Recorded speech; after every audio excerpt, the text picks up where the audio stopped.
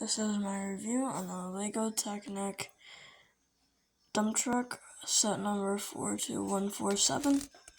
One thing I don't like about this is that how small the wheels are. I feel like they could have made those better, but whatever.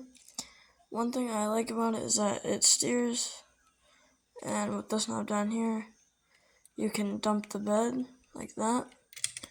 Another complaint I don't like about it is that it comes with two manuals for some reason, for a set that only has 177 pieces. It comes with manual 1, which you don't really build a lot in manual 1. You basically build the frame and a bit of the cab. And then manual 2, you kind of start off with what you have in manual 1.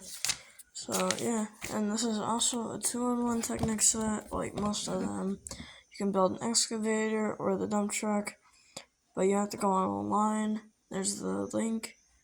So yeah, this was my first video on YouTube, so yeah.